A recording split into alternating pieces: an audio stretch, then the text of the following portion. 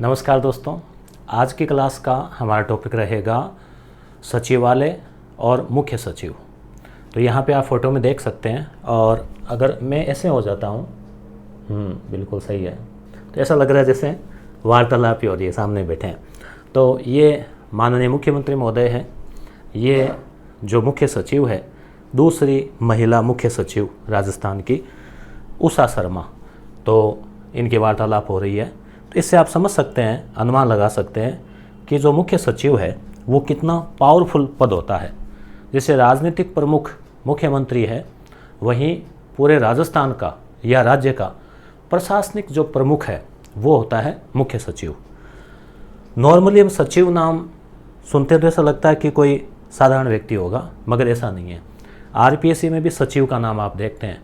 हम सामान्यतया अध्यक्ष को मान लेते हैं कि अध्यक्ष कोई बड़ा पद होगा, हालांकि अध्यक्ष भी बड़ा पद है, मगर सचिव जो है आरपीएससी का, हमने आरपीएससी पढ़ा तो आपने उसमें पढ़ा था कि आईएएस होता है, जबकि अध्यक्ष जो है वो सीनियर आरएएस भी हो सकता है।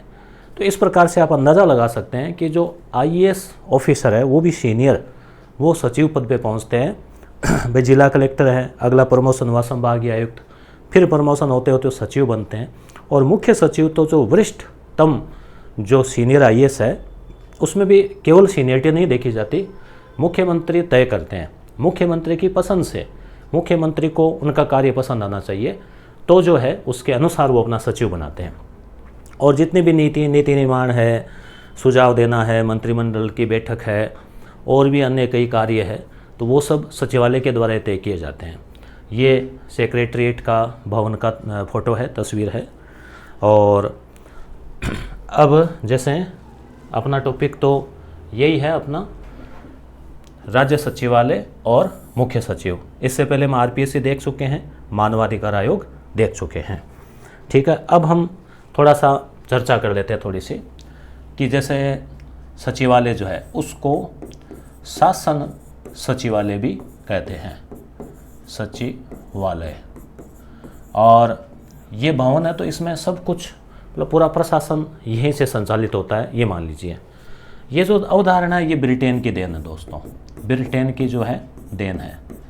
और लॉर्ड वेलेस्ली के समय जो है सचिव की अवधारणा आ गई थी। और हम आगे बात करें इसमें कि ये जो सचिवालय जो है, इसमें आप सबसे जो प्रमुख व्यक्ति होता है वो पद कहलाता है मुख्य सचिव। और जो मुख्य सचिव है वो प्रशासनिक प्रमुख होता है, प्रशासनिक प्रमुख। इधर हम राजनीतिक बात करें, राजनीतिक प्रमुख जो है पूरे शासन का वो है मुख्यमंत्री। मुख्यमंत्री के बाद में आते हैं कैबिनेट मंत्री, और कैबिनेट मंत्री के बाद में आते हैं राज्य मंत्री, और राज्य मंत्री के बाद में जैसे उप मंत्री या स्वतंत्र प्रभार। तो मुख्यमंत्री की सलाह के लिए मुख्य सचिव होगा। और बाकी जैसे क्या है, कैबिनेट जो है, इनके लिए जैसे कैबिनेट जो मंत्री है उनको सलाह देने के लिए, नीति निर्माण के लिए, उनके सहयोग के लिए जो है शासन सचिव होते हैं, शासन सचिव। उसमें प्रमुख शासन सचिव होगा एक तो, और फिर होंगे सचिव या शासन सचिव उनको बोलते हैं। और फिर और भी इनके अधीन जो उप सचिव है, अवर सचिव है, इस प्रकार के कई पद होते हैं। वो सारी जो संरचना है वो हम देखेंगे। तो इसमें फिर एक निदेशालय और होता है अलग से। निदेशालय जो है, निदेशालय में क्या है, टेक्नोक्रेट होते हैं, जबकि सचिवालय में जो है वो होते हैं सामान्यज्ञ, जनरलिस्ट। तो इसमें जो मुख्य सचिव जो है, ये सीनियर जो आईएएस है वो होना चाहिए। तो अब हम कुछ जो बातें हैं वो देख लेते हैं पीडीएफ या नोट्स के अनुसार। कुछ ज़्यादा लंबा चौड़ा टॉपिक नहीं है, और मुख्य बातें जो है वो मैंने ले ली है यहाँ पे। ये चीज़ें आपको मैंने नोट किया था किताब में, जहाँ काफ़ी डिटेल से दे रखा है और काफ़ी जो है आपको लगता है कि काफ़ी डीपली है, मगर यहाँ पे आपको बहुत ही सरल तरीके से आपको देखने को मिलेगा। ठीक है, ब्राइटनेस वगैरह और ठीक है। तो अब जैसे हम जो फैक्ट है वो देख लेते हैं। राज्य सचिवालय और मुख्य सचिव। तो मुख्य सचिव जो है सीनियर आईएएस भारतीय प्रशासनिक सेवा का अधिकारी होता है, और सर्वोच्च प्रशासनिक अधिकारी होता है पूरे राजस्थान का जो है ये, यानी कलेक्टर्स की मीटिंग लेना, संभागीय आयुक्त की मीटिंग लेना, सबका काम ये रहते हैं। 44वें जो मुख्य सचिव है वो वर्तमान यानी अब तक 44 मुख्य सचिव बन चुके हैं। उसमें है श्रीमती उषा शर्मा, ये दूसरी महिला मुख्य सचिव है। इससे पहले आपको याद होगा श्रीमती कुशाल सिंह जो है, कुशल सिंह या कुशाल सिंह, वो पहली महिला मुख्य सचिव थी अपने राजस्थान की। कुशाल सिंह जो है वो 2009 में बनी थी और ये उषा शर्मा वो दूसरी है। उषा शर्मा जैसे पहले निरंजन आर्य थे जिनको मुख्यमंत्री ने अपना सलाहकार बना रखा है। सबसे लंबा कार्यकाल जो है श्री BS, इसमें भगवान नाम है इनका, से भगवान एस का कुछ और है, BS मेहता, तो 1958 से 64 सबसे लंबे समय तक यानी लंबा कार्यकाल जो है BS मेहता का रहा। मेहता ऐसे याद रखना, मेहता का महत्वपूर्ण कार्यकाल, ऐसे आप ट्रिक से। पहले मुख्य सचिव कौन थे इंपॉर्टेंट है, कई बार नॉर्मली इतना ही पूछ लिया जाता है, कभी कभी कठिन प्रश्न देते हैं तो सचिव के नाम पूछ लेते हैं कि कौन मुख्य सचिव रहा। वहाँ पे क्या है, गाड़ी जो है वो अटक जाती है, क्योंकि अब 44 मुख्य सचिव रहे हैं, सबके नाम याद रखना बस की बात नहीं है। हाँ, आप जैसे 5-7 नाम याद रख सकते हैं, अभी कौन है, पहला कौन था, दूसरा कौन था, लंबा कार्यकाल किसका, पहला अनुसूचित जाति का कौन, जनजाति का कौन, ऐसे 5-7 आप रख सकते हो। उसमें भी कई बार हम 5-7 नाम के चक्कर में भी महत्वपूर्ण के मतलब पहला कौन था, तो उसको हम कई बार भूल जाते हैं, तो वो आपको भूलना नहीं है, ठीक है। क्योंकि कई बार एकदम सरल प्रश्न आ गया पहले मुख्य सचिव, तो पहले में भी बहुत सारे हैं, मानवाधिकार का पहला, उच्च न्यायालय का पहला, RPSC का पहला, ठीक है। इस प्रकार से वो भी ज़्यादा हो जाते हैं लिस्ट। तो एग्ज़ाम हॉल में क्या है, आपको थोड़ा अलर्ट रहना चाहिए। तो अभी जैसे प्रश्न आ गया था, 4 सचिवों को नाम दिए थे मुख्य सचिवों के कि भाई कौन इस क्रम में रहे, तो इनका क्रम ऐसे याद रह नहीं सकता। वैसे प्रश्न या तो छोड़ने वाले होते हैं या हाथ डालते हो तो गलत होते हैं, और समझदार अभ्यर्थी वहाँ हाथ डालना नहीं चाहिए, तुक्का लगाने का कोई मतलब नहीं है। या फिर आपको अगर नाम पता है थोड़ा सा, यानी इम्पोर्टेंट का दिया है कि राधाकृष्णन दे दिया, मेहता दे दिया, कोई और दे दिया, वहाँ आप अनुमान लगा सकते हैं कि ये तो सबसे पहले थे, ये सबसे लास्ट के, तो वहाँ आप जो है कुछ थोड़ा दिमाग लगा के कर सकते हैं, संभावना हो तो। द्वितीय सचिव जो है श्री V नारायणन रहे। पहले राधाकृष्णन, देखो सबसे पहले राधे कृष्णा ऐसे बोलते हैं ना, राधे कृष्णा नमस्ते के रूप में, और ऐसे कई लोग, तो राधाकृष्णन मुख्य सचिव याद रखना। अनुसूचित जाति जनजाति ST वर्ग के पहले सचिव OP मीणा, वैसे मीणा नाम आगे लगा हुआ तो आप समझ आओगे, मगर OP नाम भी याद रखें, OP मीणा। दलित वर्ग के या SC वर्ग के पहले सचिव निरंजन आर्य, जो कि जस्ट अभी उषा जी शर्मा से पहले ही थे। सर्वाधिक मुख्यमंत्रियों का कार्यकाल देखा किसी ने 4 मुख्यमंत्रियों के समय, तो यह है श्री विपिन बिहारी लाल माथुर। ये भी क्या होता है कि मुख्यमंत्री की पसंद होती है, जैसे मुख्यमंत्री बदलता है तो वो मुख्य सचिव भी बदलते हैं, मगर हो सकता है इनका कार्यकाल ऐसा रहा हो कि मुख्यमंत्री बदला मगर सचिव को नहीं बदला, तो विपिन बिहारी लाल माथुर याद रखें। नियुक्ति कौन करता है, मुख्यमंत्री द्वारा। यहाँ पे ये ध्यान रखना, राज्यपाल वगैरह नहीं होगा, क्योंकि IAS अधिकारी है, दूसरे विभाग में, वहाँ से लाके सचिवालय में ले आए कि भी मुख्य सचिव बनाएंगे, तो मुख्यमंत्री का ये सीधा सचिव कितने पद समय तक रह सकता है, तो मुख्यमंत्री के निर्भर है। मुख्यमंत्री से मान लो वैचारिक मतभेद हो गया तो उसको दूसरे विभाग में भेज सकते हैं, मुख्य सचिव से हटा सकते हैं, तो प्रसाद पर्यंत। वेतन कितना है, 2.25 लाख, वही है जो हमने मानवाधिकार आयोग में पढ़ा था, वही वेतन है। सुपर स्केल प्रशासन का किंग पिन कहलाता है, किंग पिन। सचिव की हम बात करें तो देखो इधर 1-2 बातें और है।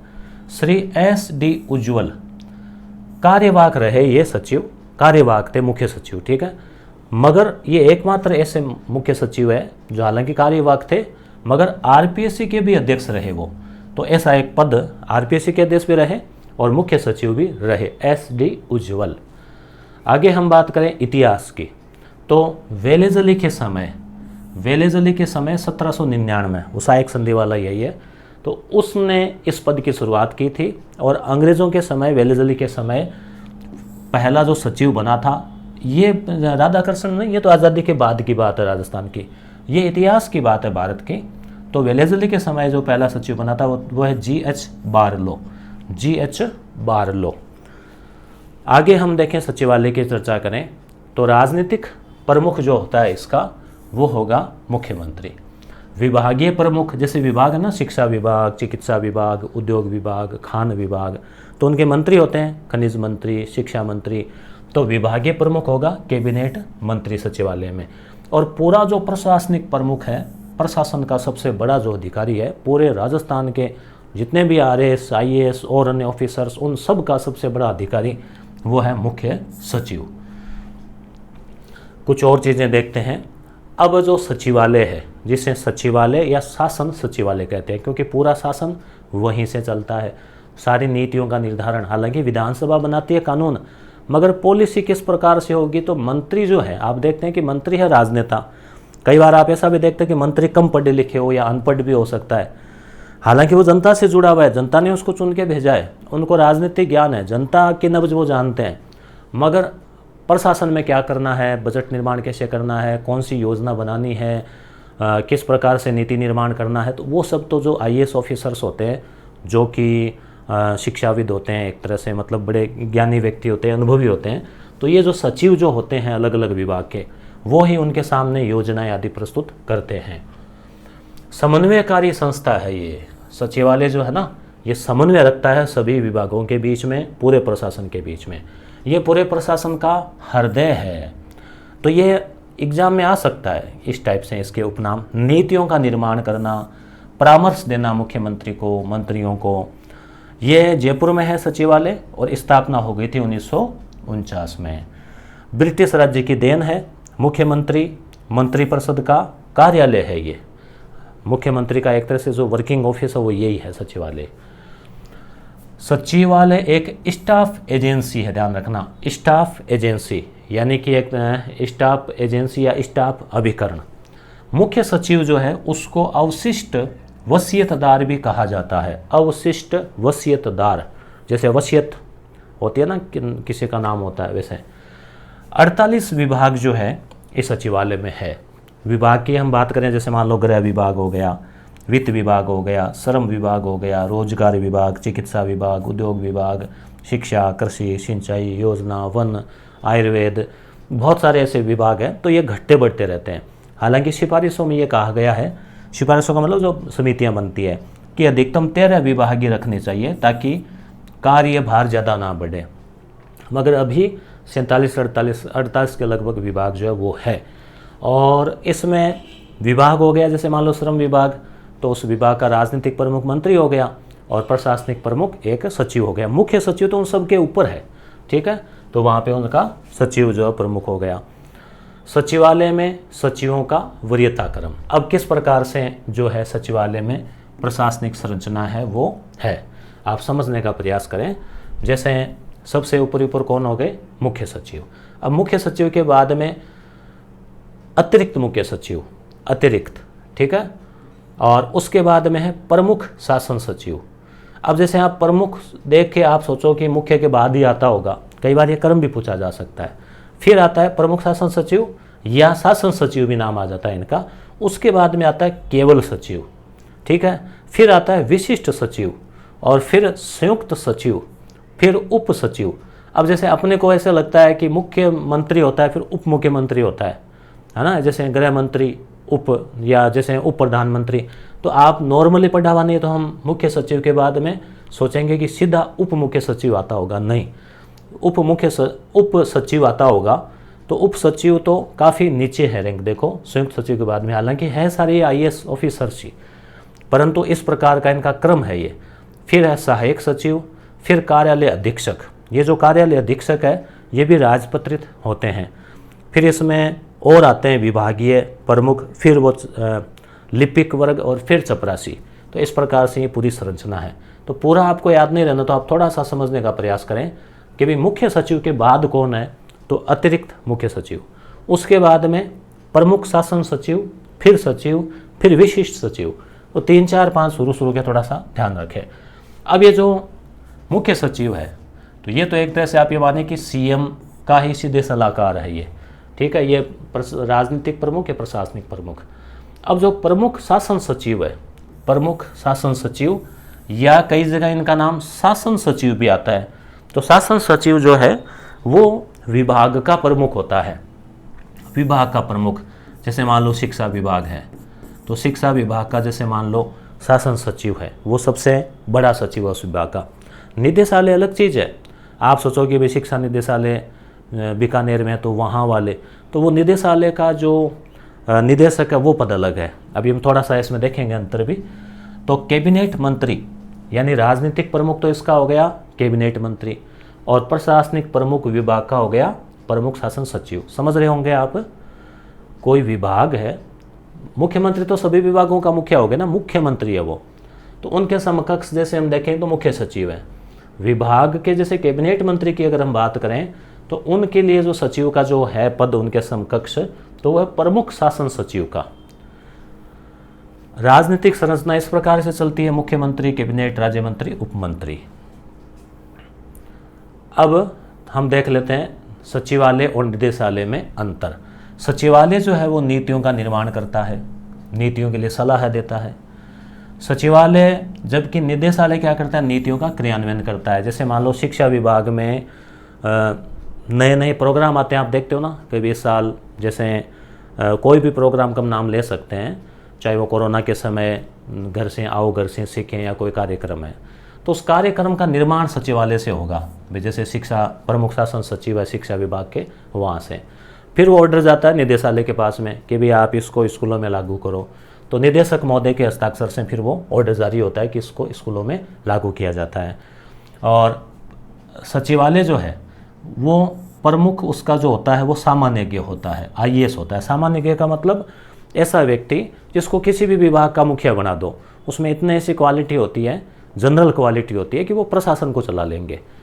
और निदेशालय में जो प्रमुख है वो विशेषज्ञ होते हैं। हालांकि कुछ निदेशालयों में सामान्यज्ञ भी होते हैं, मगर अब जैसे मान लो बिजली विभाग है, जोधपुर विद्युत वितरण निगम लिमिटेड है, जयपुर विद्युत वितरण निगम लिमिटेड है, तो उनके जो मुखिया है निदेशालय, तो वो टेक्नोक्रेट होंगे। मतलब वो उस इलेक्ट्रिसिटी के जो बड़े पद होते हैं, जैसे IAS लेवल के ही वहाँ पद होते हैं जो टेक्निकल भर्ती के, भारतीय तकनीकी सेवा के, तो वो जो विशेषज्ञ होते हैं वो इनके निदेशक होते हैं, डायरेक्टर होते हैं। सचिवालय को स्टाफ अभिकरण कहा जाता है, निदेशालय को सूत्र अभिकरण भी कहा जाता है। कार्य क्या है, तो सचिवालय का कार्य नीति का निर्माण और नियोजन, पॉलिसी, ठीक है, कानून नहीं है, कानून तो विधानसभा का है, यहाँ पॉलिसी है। समन्वय करना, कोऑर्डिनेशन करना सभी उन विभागों के बीच में, प्रशासन के बीच में। आवश्यकता पड़े तो कलेक्टर्स की मीटिंग लेना, पूरे राजस्थान के कलेक्टर्स की मीटिंग लेना। आप देखते हैं ना जब कोई डिजास्टर आता है, चाहे वो तूफान की स्थिति हो, कोरोना जैसी स्थिति हो, या फिर कोई चुनाव संबंधी कार्य और हो, तो उस समय भूमिका जो है बढ़ जाती है। परामर्श देना मुख्यमंत्री को, मंत्री को, कैबिनेट मंत्री को।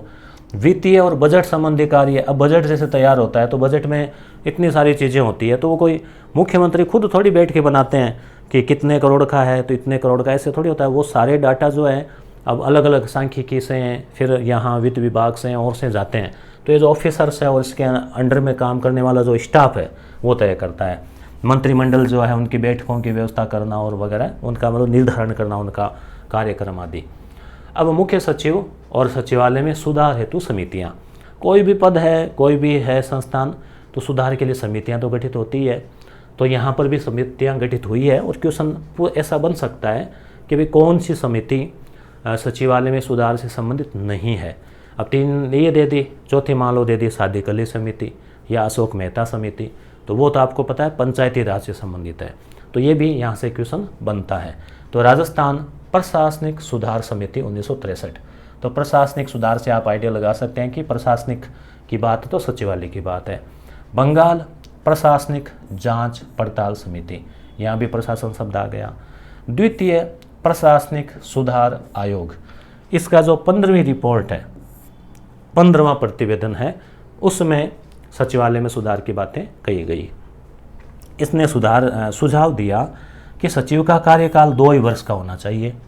हालांकि इन्होंने सुझाव दिया, परंतु हकीकत में ऐसा नहीं होता। हकीकत में तो जब सचिव जो है वो IAS है तो उनकी रिटायरमेंट की आयु हो गई 60 साल, तो वो रिटायर हो जाते हैं।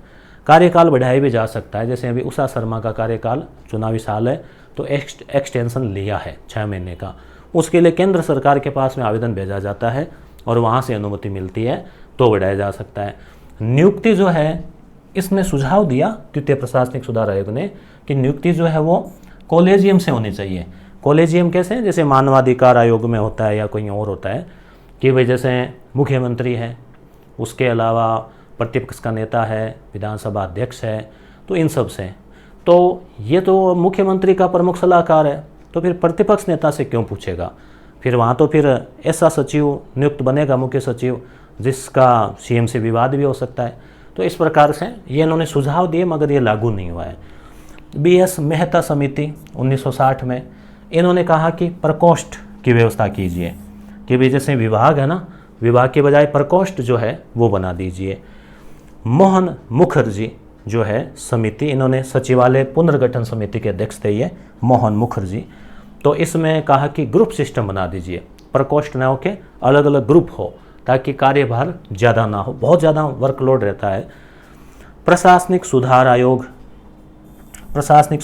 1966 से 70, इसने ये कहा कि विभाग जो है अधिकतम 13 ही होने चाहिए।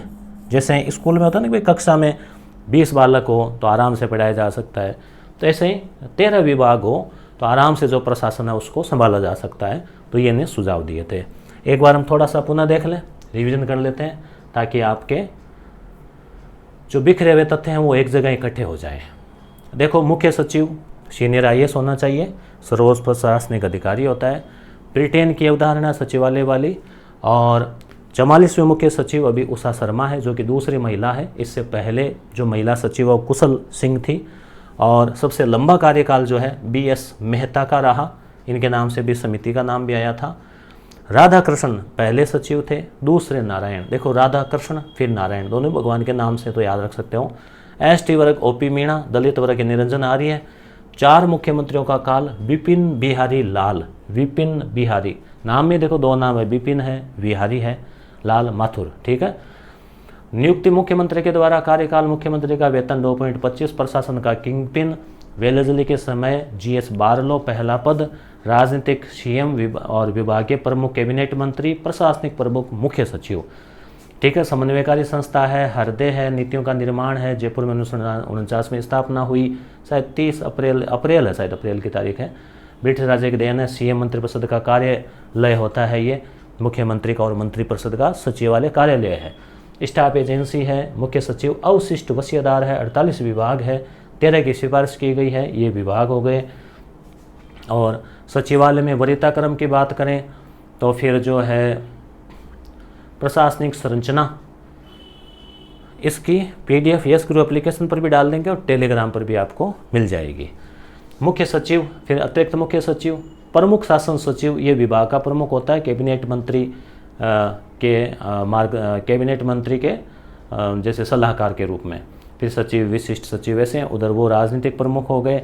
फिर ये सचिवालय निदेशालय में अंतर आ गया, फिर ये कार्य आ गए इसके, और फिर ये प्रशासनिक सुधार समितियां जो है BS मेहता, ये वही है शायद, ठीक है। तो इस प्रकार से ये था। क्लास जरूर आपके समझ में आई होगी और अच्छी लगी होगी।